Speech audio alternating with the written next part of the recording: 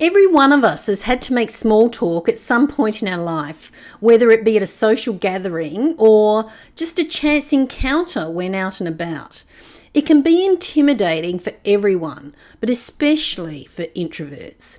So in this video, we'll be looking about how introverts can learn to master small talk, including identifying topics of conversation and understanding body language.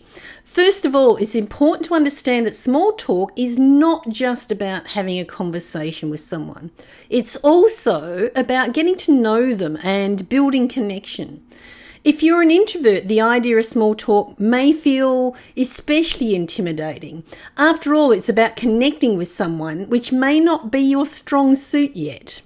This doesn't mean you can't be successful at it though. It just means you might need to take a few extra steps and practice in low stakes environments, such as with family and friends or even by yourself. The first step is to identify topics of conversation. Think of good conversation topics beforehand, before attending an event, before going out. Think of some conversation topics you know something about and are comfortable with that you can use. Have them up your sleeve already. And this can range from something as simple as the weather or current news issues. Avoid topics that can be easily confrontational, veer the conversation into a debate or into outright conflict. Politics, religion and conspiracy theories are probably good topics to stay away from in the beginning. Leave these topics to the extroverts and the professional debaters, unless you are an expert in any of these topics.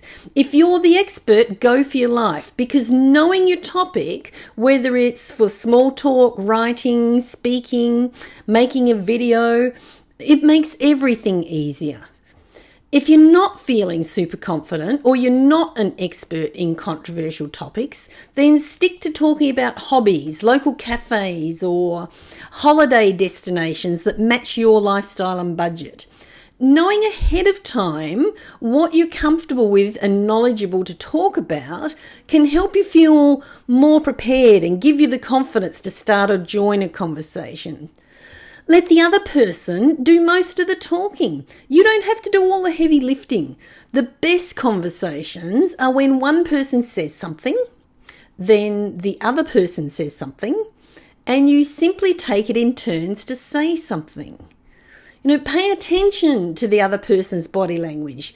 Discreetly observing, not creepy observing, not staring, not analysing or judging, but discreetly and respectfully observing what your potential new friend, client, colleague, customer or neighbour is doing with the body can help you understand how they're feeling. For example, if someone's crossing their arms, they may be feeling uncomfortable or closed off. If they're leaning towards you, they're probably interested in you or what you're talking about. So this is a good sign to stay on the current topic rather than change subjects to one of the other topics you've already prepared up your sleeve. If they're leaning back and looking like they're going to bolt at any minute, they might be uncomfortable with the topic, or they might be shy, or they might be introverted too, or they might simply need to go to the bathroom. Don't take anything personally. It's not always about you. And especially since all the lockdowns, everyone got out of practice with social skills and small talk. And this is fantastic for introverts because the playing field got levelled considerably. I've already made a previous video on the rules of making eye contact, when to, when not to, how long to, so you don't have to come across as seeming like you're invading someone's space or being creepy. I'll pop the link in the description below. And meanwhile, remember to be yourself. Small talk is all about getting to know the other person, so remember to listen to what they're saying. Don't be so focused on what you're going to say next that you forget to listen to them. If people have a different accent, you might have to focus extra hard. I was in private practice as a chiropractor and energy healer for 40 years. And one particular patient stands out in my memory because she had the most beautiful Irish accent. I would find myself listening to the beautiful sound of her voice rather than what she was actually saying to me. I repeatedly had to ask her to tell me again until I trained myself to listen to what she was saying rather than the way she was saying it. And all in all, don't be afraid to open up and share a little bit about yourself. You don't have to tell your entire life story.